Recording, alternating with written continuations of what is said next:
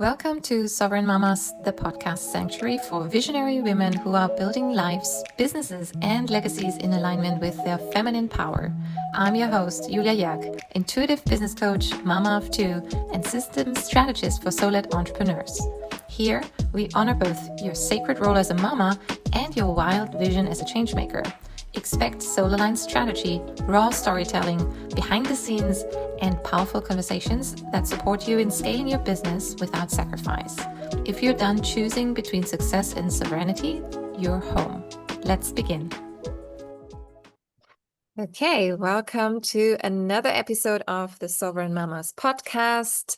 Today I'm here with Cristal Griffith, and I am really excited to talk to you because you have such a unique description, and I'm so curious what it all means.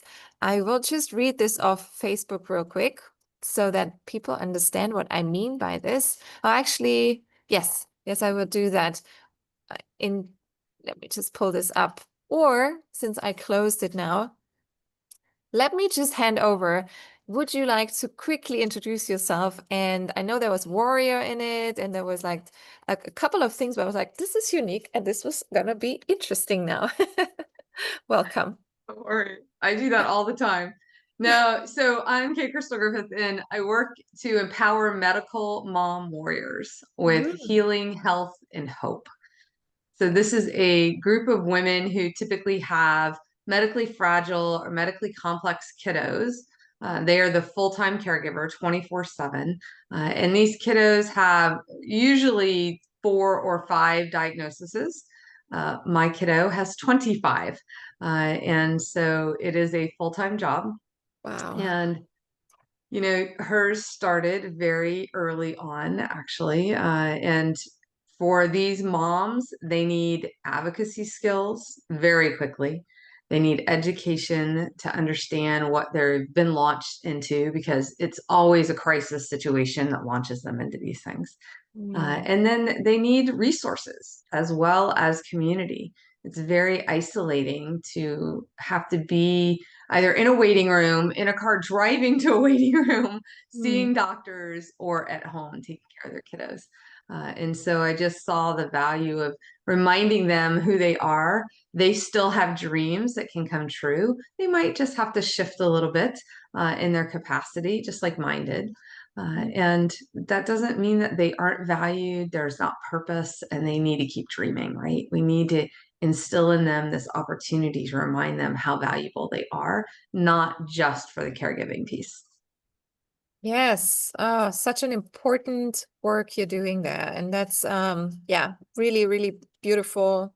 It 100% is relatable for me. Also, I also have a son with some special needs, and it's just a journey. And like you say, the isolation part and sometimes the fact that not a lot of people know, like if you talk to friends or family, like they don't know, they don't cannot give you any advice. And so it's really educating yourself, being in the right circles, and having that sense of network and safety somehow in strangers. And so this is beautiful. I love how you said that, the network and safety, even among strangers, because when one medical mom meets another medical mom, it is instant sisterhood right there. Totally get it. You understand each other, and you have so much compassion, even more so. So it's already on a level of moms in general, because we get how crazy motherhood in itself is, even with the child that is, just a child. And then you have some extra layers of, yes, that requires your attention. So how do you what is exactly what you're doing with those moms? Is it online? Is this in person? Yes, tell us. We're actually doing several things. So there is a membership, and I decided to keep that super ridiculously low at $7.77 a month, honestly, because we already have so many expenses happening, right? So that basically is covering the usage of what we're doing for the community. But within that community, there's multiple tools. There are some courses available. I have a 4-week Hope course to just kind of get your feet wet. Now that you're a new medical mom, what does that look like, right? How do I navigate that? Even the letting go of what we thought the future would look like is huge for us. Because for many of us with very medically fragile kiddos, similar to my own, that future looks radically different. It's not the typical they go to school, or if you homeschool and then they get out and maybe they go to college or trade school and then they find the one and they get married and they have kids. Like, that's not the norm for these kids. And even my kiddo, she's on the spectrum as well. She's high functioning, twice gifted. And, I see the need for that particular group of people that need co-living opportunities, not a group home. These kids are super smart. They can be lawyers and doctors, police officers, firefighters, like you name it. But they need that, what I would call a residential advisor, somebody that's in-house to kind of help. Have you made those doctor's appointments this week? What's it look like with your room right now? Right? Because they get so overwhelmed so easily that they'll push it off and they go into like this paralyzation mode. So if we can help develop a community within a home, that is them each having their own space, but then coming together for some meals if they wanted to, or if they wanted quiet time, there's a sensory room, or if they wanted to hang out with somebody and maybe play some video games, they've got that opportunity. But then knowing somebody's on site that they can run a scenario by, my kiddo will come down at night and go, okay, so here's what's going on. And she tells me this whole conversation between her and one of her people. I'm like, okay, so what do you think you should do? Right. And so just having that constant opportunity to bat things back and forth for brainstorming and understanding what does normal versus different or neurodiverse look like, and realizing they have value. They shouldn't be just shut up somewhere and not be communicating to society because maybe they're nonverbal. There's so many ways they're already communicating as a nonverbal person. We just have to identify and unlock the communication method. So when we can encourage and invite those conversations with other moms, that's what's so important about having that membership. Just like you said, there's safety there, there's networking, there's community. My kiddo has just hit this particular issue. What did you guys do when this happened? Because of that particular thing that they've got. Another thing that we're working on is actually a database. We're realizing symptom sharing is so important. And just like these conversations, right? So if I talk about Ehlers-Danlos syndrome, which is one of the conditions that my daughter has, that is now starting to become pretty widespread in conversations on TikTok and Instagram and Facebook. But people who don't know what that is are going, what is that? Well, it's a connective tissue issue. So these are the kiddos and adults that can do what I call the party tricks. They can make a clover out of their tongue. They can bend their thumbs back all the way back here. They've got super stretchy skin. They are hypermobile. They're double jointed. That's the key one. Oh, look, my elbow can go upwards instead of back down, right? Yeah, the contortionists. Yes, those kids. Well, we had no idea. My kid growing up had massive growing pains. Well, so did I, so did my sister. So we didn't okay, we went to the doctor. He's like, she's just got growing pains, Charlie horses, just work on it. Well, we weren't realizing some of the other symptoms. And so it wasn't until she was, golly, probably 17, she'll be 20 next month, 17, that I was talking to another friend who has very many medical complexities.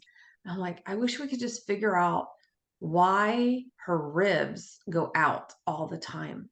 Like they just dislocate all the time. She goes, oh, I bet you she has Ehlers-Danlos. I'm like, what? And at this point we were at probably 17, maybe 18 diagnoses. I'm like, I don't need another diagnosis. What are you talking about? And she goes, I think you need to look it up. So Ehlers-Danlos being this connective tissue issue, it actually has a number of subsets to it, kind of like autism has a spectrum, like level 1, 2, 3, 4. So Ehlers-Danlos at one point only had 9. Now I think we're up to 12. There's only one out of all of them that's non-genetic. Guess which one my daughter has? The non-genetic. And you just have to go, yeah, Wow. there's my unicorn right there. God bless her. When was that moment for you where you said, all right, I have to do something, get out of my probably overwhelm yourself and really build something and help others? Like, when was that? Crazy as it is, I think it actually started with me. And I just I couldn't quite put my finger on it. So when I had just been married 4 months at that time, I was in a pretty life-altering car accident and had a traumatic brain injury from it. I walked away from it, but 2 days later, the headache started. And I suffered with that for 4 years. In hindsight, for those who have headaches, it was literally a migraine, like right here, and then I'd have another one on top of all of that. It was like, we're unicorns in this family. And nobody could figure out why, even though the MRI, now remember this was 30 something years ago, the MRI showed a subdural hematoma, which is a brain bleed. They should have gone in, they should have fixed it. Like there's so many things they should have done. Instead, I had 48 doctors, no exaggeration. That's how bad my pain was. I was desperate to get out of pain. And 48 doctors pat me on the leg and go home and sleep it off. You'll be okay. Oh, wow. Today, radically different treatments for headaches. Hallelujah. Hallelujah. But even back then, I was like, there's got to be something out there that can help me. Like, how do I talk to these doctors? How do I speak up for myself and get heard? And I think that began a development piece. Then we went into infertility for 10 years. And I wasn't even supposed to have a kid because of that TBI. So my kiddo is a living miracle for a variety of reasons. And so when we got pregnant, God had healed certain things in me for us to be able to get pregnant. And then she already was, God bless her, she already was what's called footling breech in utero. Have you heard that term before? No, what's that? I'm not. 1 foot up and 1 foot down in the splits in utero. They did not figure that out until I was 38 weeks. There's What? no room for that baby to flip. So they always felt a foot up here, thinking the baby had already turned early and was ready to come out. How is No, that there was still possible? 1 foot down. It was hysterical. Wow. So she was already kind of making her way in this world. And then had an emergency, And act. right? Like, and that led to things that we didn't even know about hip dysplasia until she was well into her teens. Of And course. so 2020, by 2020, everybody's 2020 crazy, right? And our COVID case actually was in 2019. We were in December before it had an official name. And I just realized she really wasn't recovering well from COVID. And I'm like, what is happening here? And so come to find out, she has long haul COVID symptoms. Go to 2020 June. She's okay. She doesn't have COVID at the time. She's dancing in her, her living room, and because there's no school at that point. And she kicks up dancing and she falls on the floor. And I just hear the thud on the floor. I'm like, what is happening? And she cries out. She goes, I can't feel my legs. Like, what? She goes, Mom, I can't feel anything from my waist down. I'm like, are you kidding me? Ambulance ride during COVID, that was fun. Hospital during COVID, like everybody's, masked up, gowned up, everything. And I'm like, what is happening to my kid? And they're like, we've done all the tests. We don't know. So she got another diagnosis then that I'm going to mention, but I'm going to put a little asterisk to it. It's called functional neurological disorder. Uh-huh. F and D. This used to be called conversion disorder. It's what Mhm. they also tried to label me with my headaches. Oh, it's Oh, all in your head. You'll be okay. Just yeah. go home and sleep it off. I went, how do you sleep off paralysis when she can't feel from the waist down? And you literally could have taken a knife and cut off her leg. She wouldn't have felt it. So we had to be so super careful around curling irons because, if she like had it in her hand and had it too close to her skin, or if she was cooking, like something splashed on her, like she wouldn't feel any of it. And that year, I had signed up with a coach to start working on emailing, right? I'm like, I got to build a business from home. We got COVID. I had a coaching business with heart healing where I was seeing people one-on-one, so we couldn't do that anymore. Like I needed to revamp, pivot. That was a big word for 2020, right? Pivot. Mm. So I decided to do a summit for other moms just like me. How do we get through this? What are we doing? How do we get there? Right? I had 350 people sign up. It was amazing. So In the cool. middle of it, I went, I can't coach these people. I don't know enough.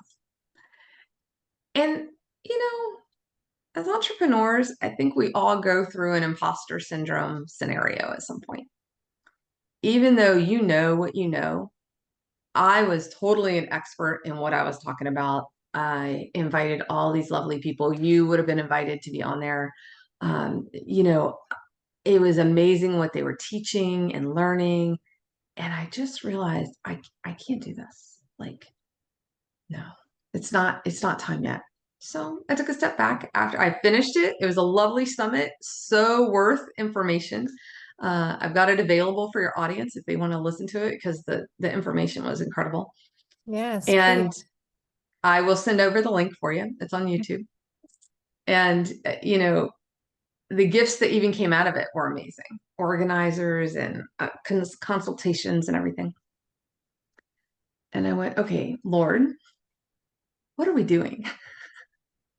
Because I felt like you told me to do that summit. So you would have known I didn't feel like I was ready to coach anybody Right. in this. So what's going on? So he and I batted back and forth for another 2 years. 2022, felt ready to lead the charge again and did another summit. Had to move it 4 times because kiddo had a really rough 2022. Ended up running it from the hospital room where she was. Gosh. Yes. Oh, my child, she's so much fun. And You are and it was so incredible. I mean, warrior, really, that needs to be printed all over you. Wow. You we have have to to finish be. that story, and I'm like, oh my gosh. We have to be because if we're not, then who are we? Right. And it's this. I just saw a meme the other day that said, don't call us superheroes. We got thrust into this. We got shoved into this. We, by default, have to be who we are. We have to be medical mom warriors. And I do want to preface there are medical dad warriors. Absolutely, there are medical dad warriors. And I invite them in. My focus is just moms, right? But they are doing some amazing things as well. And they have the same troubles, and even more so, I think, for dads, because there is absolutely no connections out there. Like we're pretty Right. quick in waiting rooms to connect with other moms, right? Mhm. But it's rare that you see a dad in there. So I will purposely go talk to the dads and go, hey, you're not alone. You are welcome to come into my group, even though it's all moms. You can't hit on them. They got enough to deal with, but you need special things as well. And so if there's something of my tools that can help you, I'm happy to do it because we've got to stick together. It's really us as the caregiver warriors that we have to stick together because we get it. You know, think about all the things that you've been through with your child. Mm. You know? And I'm in awe that you're out in the world, moving in different locations in different parts of the world because you have to navigate new doctors, new facilities, new communication methods, on top of possibly new languages. And then what gets lost in that shuffle? Mm. We just moved from Colorado 20 years. She was born and raised there, came to Virginia where my parents are. And it has been quite a chore to get new doctors. She's 34 specialists. She's already had a 5-day inpatient stay. We've only been here since December, Mm. you know? And Yeah. how do you navigate all that? Like, I would love to hear from you what you're doing on that side of the world as you're moving. It is like you say, we just get thrown into this and you just tackle the beast. I don't know, like it's because we were so before kids, I had been living the digital nomad lifestyle for a decade. Yeah, so close to a decade. Then the kids were born on the road, and this was just our lifestyle for another few years until COVID started. And we were stuck in Thailand by choice then. Like we didn't leave when COVID started, and the craziness all around us was happening, but on that small tropical island. And only then, when my youngest was diagnosed when he was 1 year old, um, suddenly shit hits the fan, right? And I'm like, all right, so what's going on? And totally overwhelmed, and everything is new, and the the questions you have and everything. And plus, he has a genetic defect that is so rare. Only 10,000 people have it on this planet. Oh So my God. now you go find some research, some data, and all you find is could be this, could be that. And so the yeah, the initial phase was literally me coming back to my power and really reconnecting to my intuition and saying, Mama, bear leads this, because the doctors didn't make sense to me. They gave a medication that I said, I'm not going to shove this into a 1 year old with you telling me could work. And I was like, how is that supposed to happen? And so there was a lot of like me, yeah, powering up my Mm, yeah, my backbone. And then when you're in the thick of everything, usually things happen triple fold, as you already know. The dad and I split, and suddenly I was a single mom on top of that in a foreign country with literally only a few friends, like family, expat families that we had known from being around there for some time. But I was on my own. Like I was on my own with two young children. One was just turning 2, and the other one was just turning 4. Oh my goodness. And on top of that, this new thing that I was dealing with. And so yes, grooving through the day and just making things happen. And I just knew, I just listened to that voice that was guiding me and saying, here you go, and now here you go. And it didn't make sense. There was no logic, and I just followed. I mean, there were nights I was sitting on the floor crying, as you know, these you go through these where you really question yourself, how am I going to go through this? How am I ever going to survive this? How is this? Yes, right? And then you do it, and then you grow, and then you build this resilience. And now he just turned 6, and I just had to make an executive decision again at the end of last year, because we got to a point where he went to a preschool, like kindergarten school, back in Koh Samui in Thailand, where we lived. And they noticed, like, we cannot support him anymore. Like we're getting to a level where our teachers, we need assistant teachers for him. And so that wasn't possible there. Right. As I was putting out my feelers, and because I just know that if I'm okay, my kids are okay. And for me, Germany hasn't been home since 2011. So I feel like, no, I know that my soul is home in Asia, and I need the sunshine, and I just needed to find another location where I could fill my cup and find a better solution for my son, and this was Bali. So I found an amazing school, which I'm going to start with him now in August, which also is amazing for my other son, who's going to be thriving there. And it's like a nature-based learning environment. And so I literally ripped us out of there to go somewhere unknown with no connections again. Where again, like I have one friend, and it feels right. And we've been here since 3 weeks, and things are unfolding. I know it was the right decision, but it's. I think if there's one message out there I can repeat not enough is you got to trust yourself. And if you hear that voice, then follow it, because that's the right way. And there, block out the noise. That's just misleading and distracting. And you know best what's right for you and for your child. And then things work, right? They will work out somehow. So I cannot stress that enough. We have to trust ourselves. yeah. And we are questioned about that so much by medical professionals. Yes. And I am not here to say anything negative about medical professionals. What I will say is, yes, they went to med school. No, they are not with our children 24/7. They are not seeing all the symptoms. They are not the PhD researchers like we have to be. Take, for example, now you're younger than I am, so just bear with me for a second. But about 32, you can hit perimenopause. Just saying that out loud. Yes. I'm a little further along than 32. So Well, I'm in full blown menopause. Like, you look great. The sun's doing you wonders. And so filter. I always say it's the Zoom filter.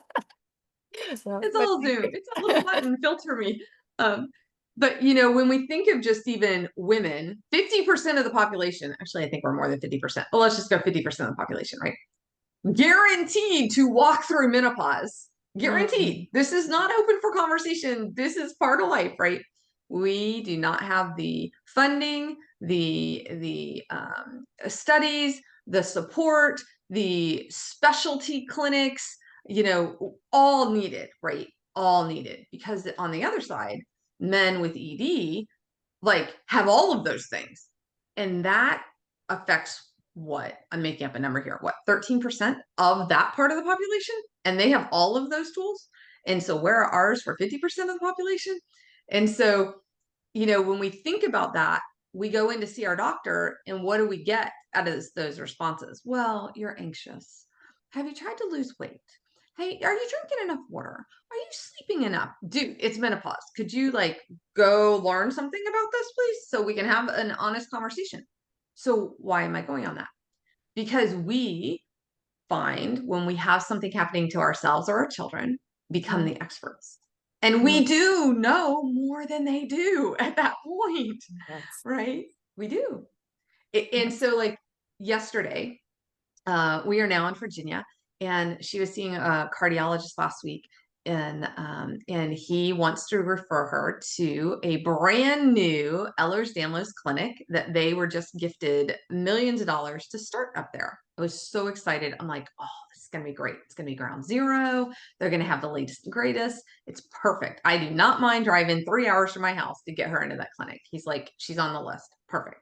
So yesterday when I was talking to their clinic, because we had some issues about records, and remind me to come back to that because that'll be a great point for your people.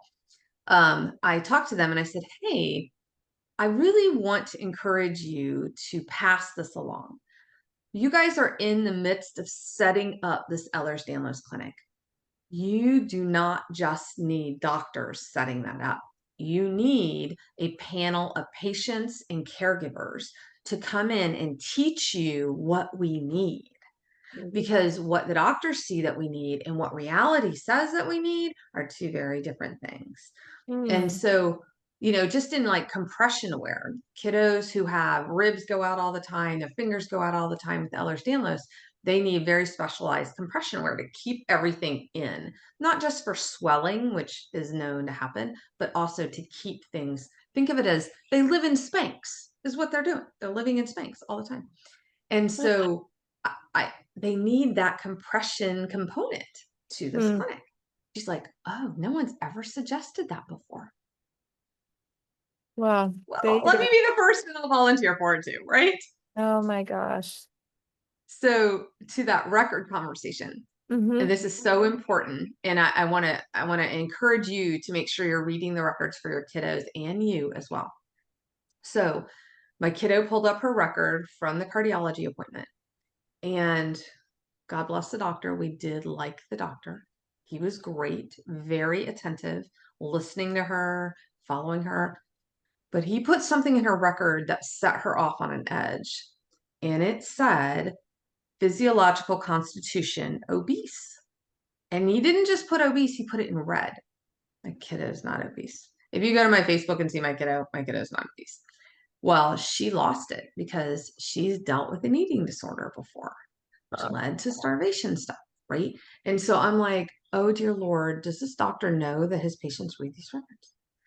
So I had to call them and I said, look, first of all, here's what a real BMI is. Second of all, I need you to remove that from the record. That is not accurate at all. And the lady was like, oh, no, it's not. I'm looking at her BMI. Like, no, why did he put that? I'm like, you should go ask that question because we're never going to put that back in her record ever again. Don't Mm-hmm. even comment on those things. If you need to have a conversation, you come find mom because I have to tailor that in how I have that conversation with her. We won't be putting that back in there. I said, and oh, by the way, there's like 27 spelling errors in this document. Could you fix those? So that was a lightweight record issue. Personally, I pulled my records. My ex totally went through the split thing too. Totally understand. Mm-hmm. Not many people stay together in special needs families and medically Yeah. complex families. It's very unfortunate. Mm-hmm. So yet again, by default, we are the warriors, Yep. advocating on all fronts. Not like we didn't have enough on our plate. Let's just Yep. add more. Right? I feel for you. Oh, Mm. so many of your audience will understand that too. Yeah. Um, but when I pulled my records from the medical, he was military, so I pulled all my records out. They had things in there that I had never caught. They said I had breast cancer. I've never had breast cancer in my life. I had melanoma on my head. Never had breast cancer. And then they said I had a miscarriage. I have a miscarriage with 10 years of infertility. Nope. There was no miscarriage for me. Like she was the one and only, and that was it. They won't remove them from my records now Mm-hmm. because Wow. it's been over a certain amount of time. And guess what that affects? You getting life insurance. Yeah. Yeah. Of course. Oh my gosh. Those are big issues Yeah. for you, for families that are understanding you've got to be reading the records. You have to be making sure that they're accurate because not only could they affect you personally, but they could affect your child and what they could get in the future. It's Wow. crazy.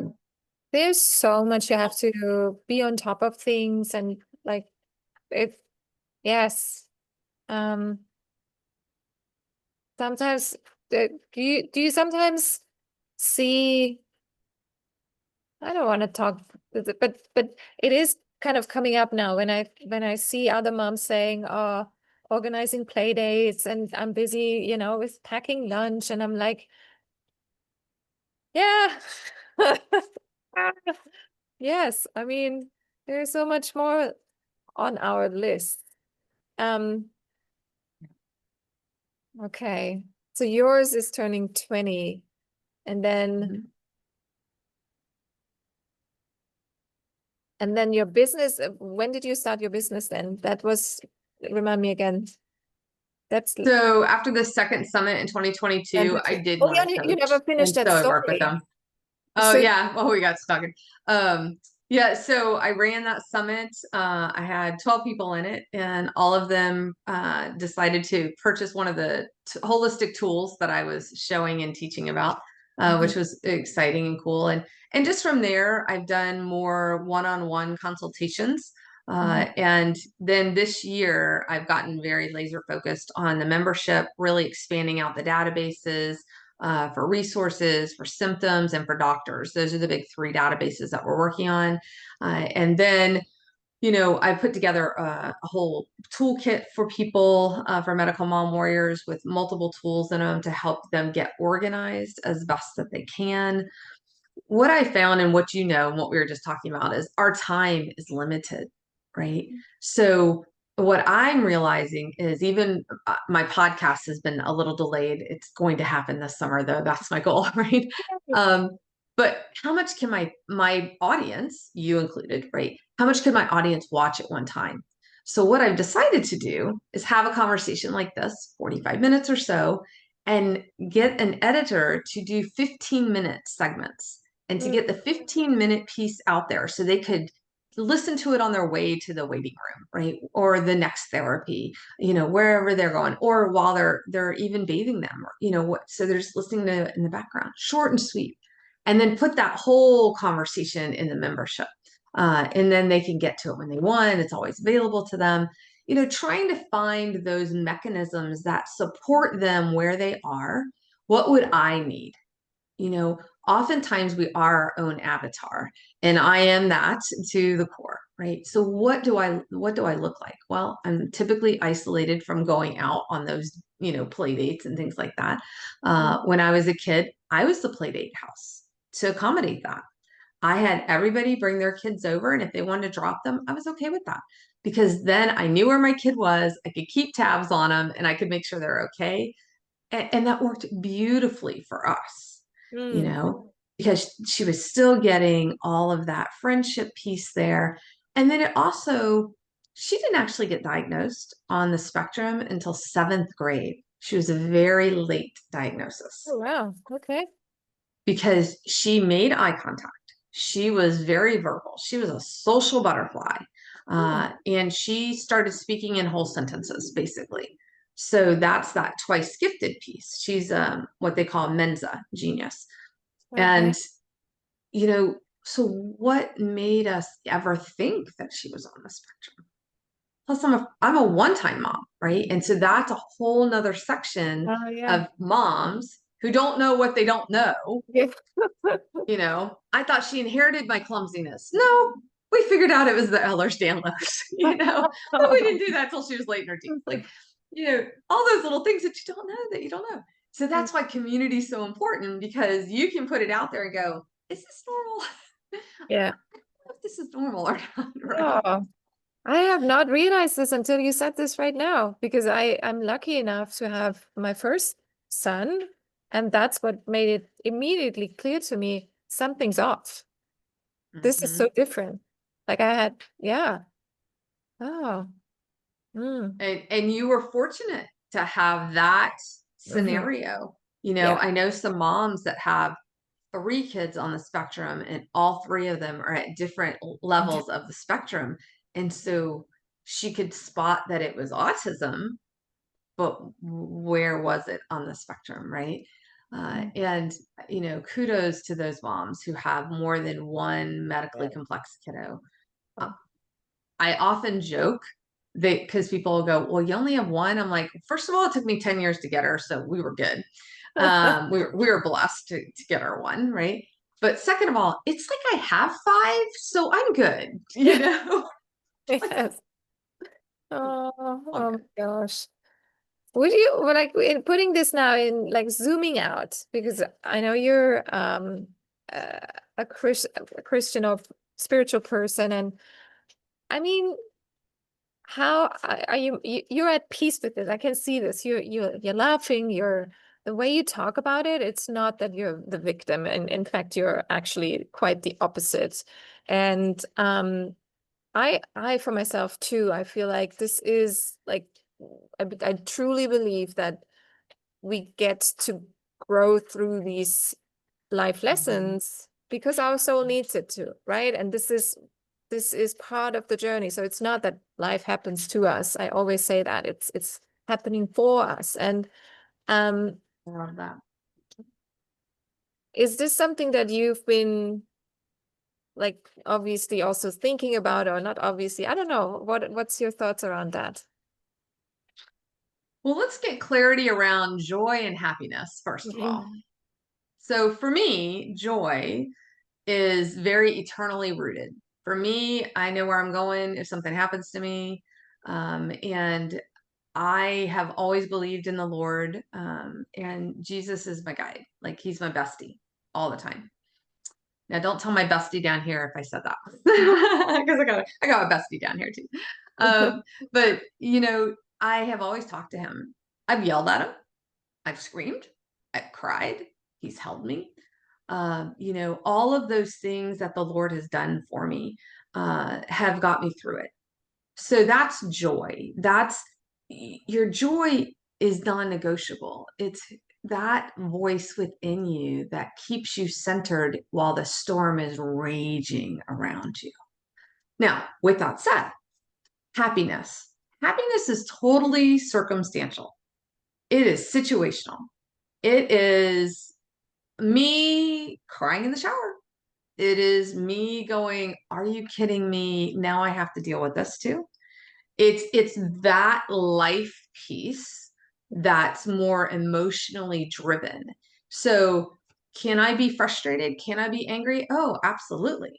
Doesn't change my joy. It doesn't change where I'm going. It doesn't change who I know is going to get me through it. It doesn't change the solutions that I know are already in place for this. Case in point, my daughter and I got a buy one, get one free ER visit the other day. I had excruciating. I feel like you can't make this stuff up when I tell these stories. Like, wow. you just can't. People are like, you should put your life on a big screen. I'm like, no one would believe it. Nobody. Okay. So my kid is bleeding out of places she should not be bleeding out of. And we had just gotten out of that 5-stay hospital visit with having to get IV antibiotics because she was having drainage in her ears that was resistant. It was called gram resistant. So she had to go in for the IV antibiotics. So we get home. This is like 4 days after we get home. So she's bleeding. We're keeping an eye on things. We're, checking in with her PCP or her general practitioner. And all of a sudden I get lunch and I take like 2 bites of it. I'm like, oh, I don't want that. What is happening? Now, I had the RNY bariatric surgery a year ago. And so I'm very conscientious of what's going on? Is my body not feeling okay? And about that time that I went, what's going on? I had this excruciating pain come up in my back. I'm like, what the heck? Mm. And I could not get out of it. And then it starts moving. I'm like, what is happening? And I'm like, I had to call her. I couldn't even call out. I had my phone beside me. Get down here. I don't know what this is. So then I'm like in the bathroom, sitting on one thing, holding another. Oh, what is happening? This was not food poisoning. I've had food poisoning a million times. This was not food poisoning. I'm like, oh my gosh. So she calls my sister. Thank goodness we live right around the corner from them too. And so her son is a firefighter EMT. So he and my sister show up. And about this time, she hears back from her GP that she needs to go into the ER because there's too much blood happening. And I'm like, you're going to have to take me too. And I'm like, Katie, I don't know what to do here. So what am I supposed to do? Like, I can't even talk. The pain is so bad. I'm like crying out in pain. It was kidney stones. I've never had kidney stones in my entire life. Again, what bad timing. I'm full of abundance. I don't get one, I get two. And I get the ones you can't pass. So my kiddo is in one room. I'm in the other. And I just looked at the doctor. I'm like, can you just put her bed in here, please? Like, I'm the mom. I had know everything about her. Like, here's her medical sheet. And then I'd start screaming again with pain. It was so funny. And he would look at me like, are you feeling okay? And I'm like, nope, this is just par for the course. And I just started laughing. Because that brings up a whole nother thing. What do you do when you, as the caregiver, need care, have a medical crisis? Yep. Right? Yeah. And especially you right now, you've just moved where you are. And thank goodness you said you've got at least one friend, right? Is that somebody that you can call on if something happens? I would do it, but yeah. But also she's not based here all the time, like flies in and out to Australia. So it's yeah.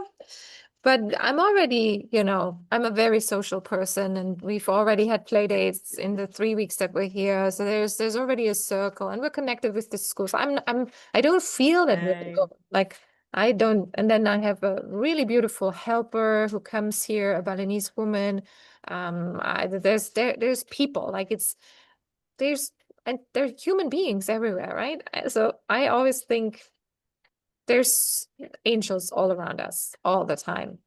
Absolutely. Absolutely. But I But it agree. is something to think through, Yes, and 100%. then there's the whole living will for us as the caregivers and what Yes. happens to our kiddos and how do we make sure they're set up well. And we have tools for that in the membership. I've worked with a couple of companies that can teach how Mhm. to do all those things. And, it's life in a very different way for us.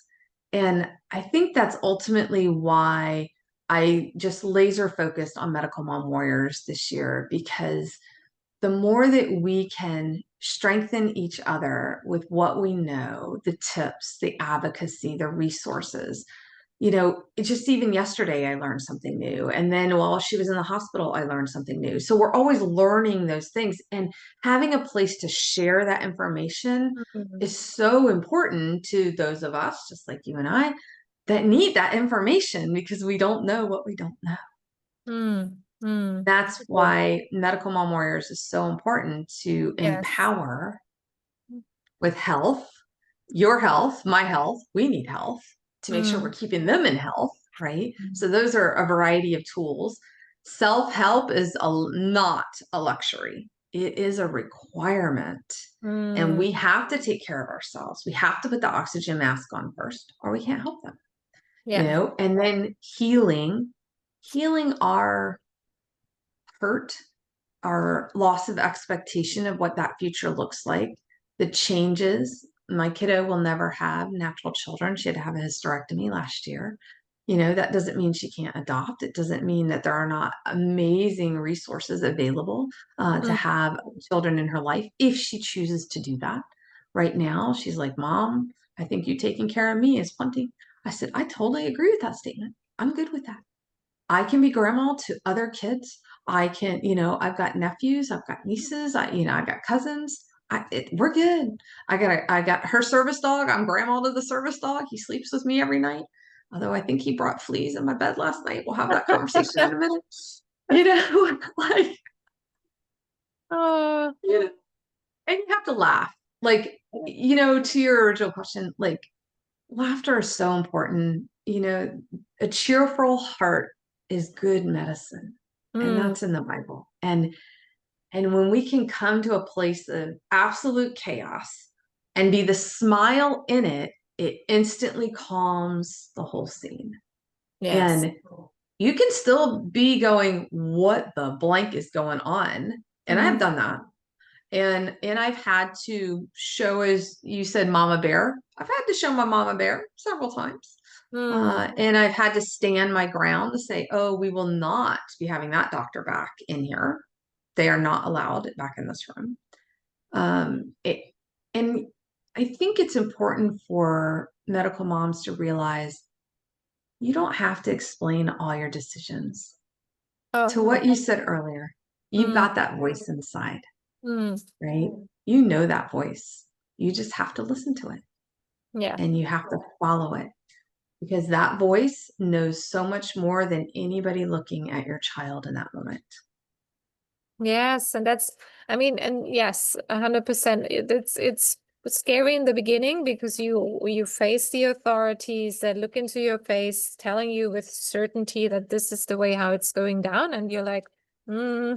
But then once you have done it if or proven them wrong, like when you can clearly see, oh, this didn't lead to what they told me, then that's when I woke up and I was like, hang on, I don't have to do that. That doesn't make sense. I also have a brain and more than that, a mother instinct. And that's really gold.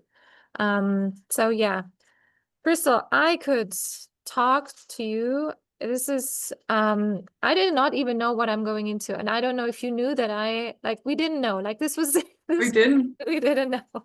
But this was perfect. This is Thank you so much for doing this. I am so happy to spread this message, your voice, amplify your mission with this podcast.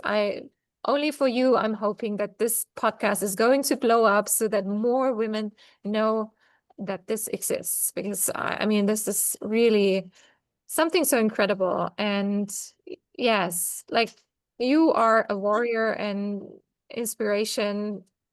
Yeah. Thank you. Thank you for coming on. Thank you for doing this. And we will share everything in the show notes, but you're on Facebook.